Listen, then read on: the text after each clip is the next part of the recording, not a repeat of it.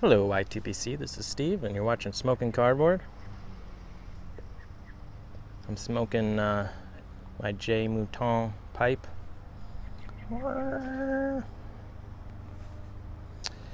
So I'm smoking some Wessex Classic Virginia in this. This one I just like in this warm summer days. So I had a couple of stories I was going to tell in relation to the giveaway that I was doing. Kind of answer my own question. I think there was some confusion in what I said or what it means. And the goal is to be as inclusive as possible, not exclusive. So I think my intention was to have stories that your parents tell you that you think about a lot and you want to tell, or you've told them a lot. But I certainly, any story is fine, even if it's not your parents or it's a memory you have, or all that stuff's fine too. So, two stories that I think is really funny that I have, and I like to think about them.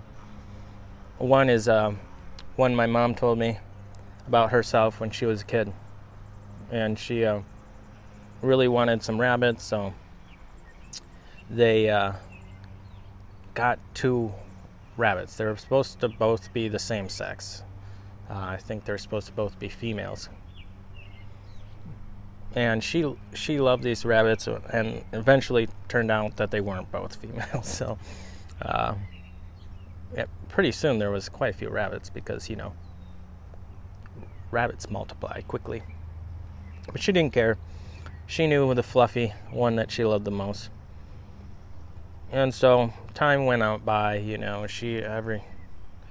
she would go out there and see the rabbits and enjoy the one fluffy rabbit. Its name might have even been just Fluffy. I can't remember. But one day she went out there and Fluffy was gone. And so she went to her dad and said, "Where's Fluffy? Fluffy's gone."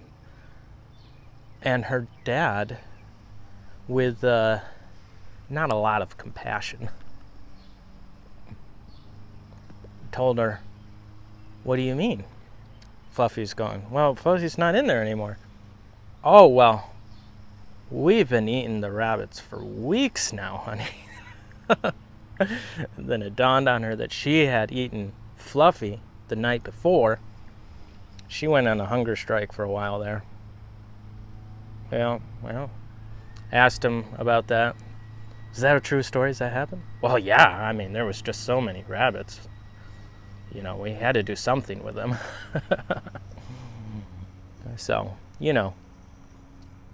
something to shoot for in your parenthood. Feed your kid's pet to themselves. But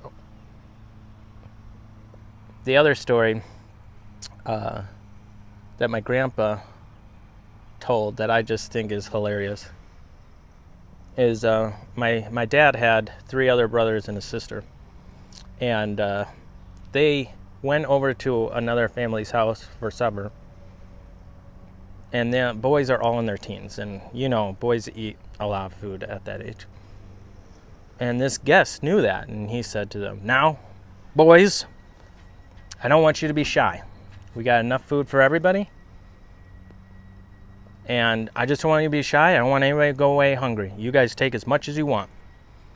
And the boys all look down the table at my grandpa, their dad, and do we actually do what he says, or do we not do what he says? Because it might not go well. And Grandpa said, "Well, you heard what he said." And so then the boys started filling up their plates, and the mashed potatoes, a huge amount of mashed potatoes, only made it past 3 of them. And I think the boys thought there would be more because he was saying whatever, but turns out there was no more mashed potatoes, not in the kitchen. So he severely underestimated what he was asking the boys to do. So I guess 3 people got mashed potatoes that day.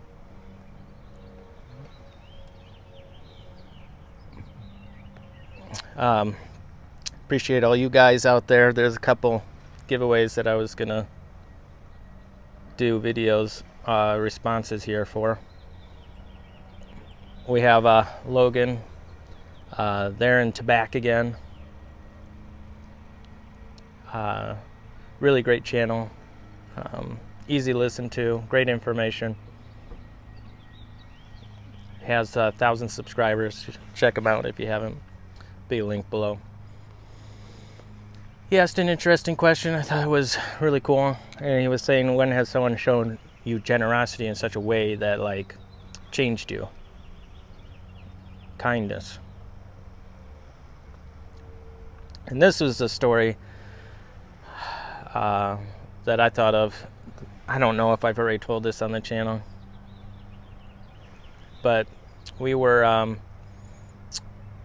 I was in 5th grade, and we went to the Boundary Waters in Wisconsin, which is the upper part of Wisconsin. And it was a wilderness camp where we canoe across the lake and set up camp or whatever, but you'd have to canoe back across to get your food to make it every day and do stuff. Well, one day we were going to go on a hike before lunch, so I vividly remember the camp counselor saying, "Hey Steve, your mom said that you had a compass that you didn't know how to use. You could bring the compass and we could show you how to use it." And I was just deathly afraid of the bears that are around, that I was not going to go to the camp tent by myself and get eaten by a bear. So I told him, no, let's not do that, or whatever. And when they go, okay, whatever. So we go, and only like one person had water too. And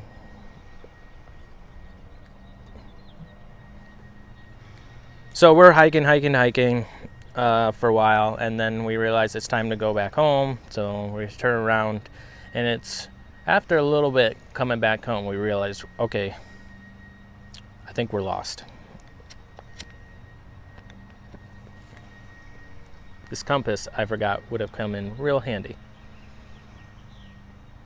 So we start walking, and we keep walking, and we are way lost. These are all logging roads, so they're just, a grid, but they're all not traveled. They're just weeds.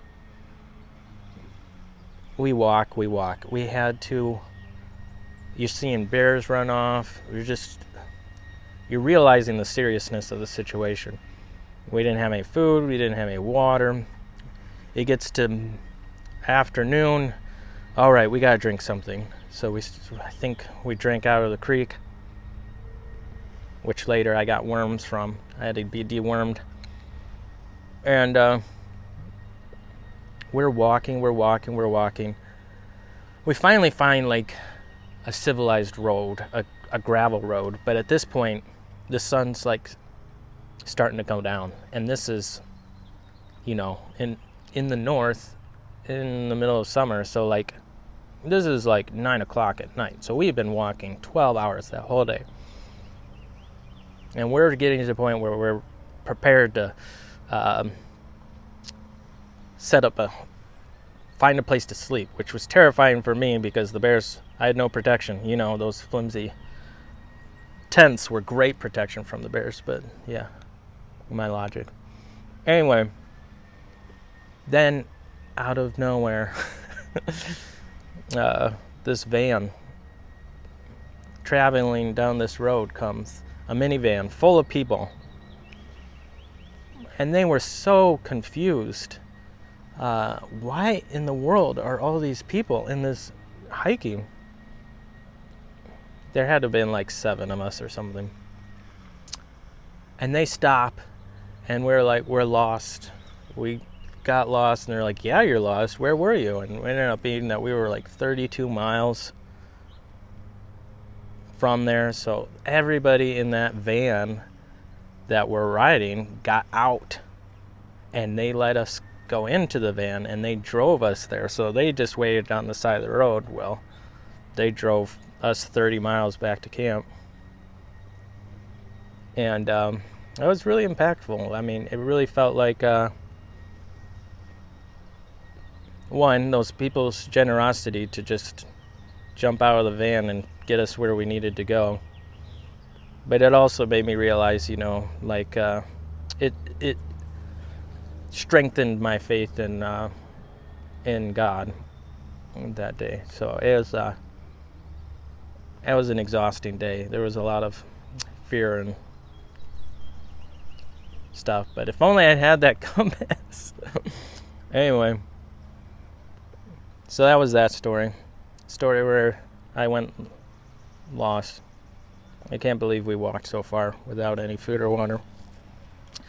And then Dave, OBX Piper, great channel.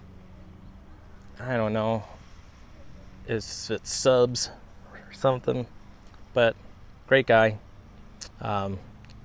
Like to try one of his beers that he makes someday. Great part of supporting each other in the community. And he asked, what was your happy place? And I'd have to agree that with Briar Blues, that, my first instinct was my happy place is in my bedroom with my wife. But in the interest of being a little less, I'd have to say anytime I just am able to relax on a day because I don't have anything going on. Wherever that is. It could be on vacation somewhere, just at home with my deck. Just being able to relax. I like playing board games, so that helps too, but just smoking my pipe's great too. So, that's it. Try to keep this short. Appreciate all the kind words from all of you, and if you didn't see my previous video, check it out if you want to try to win something. And everyone have a great day. Talk to you later. Bye.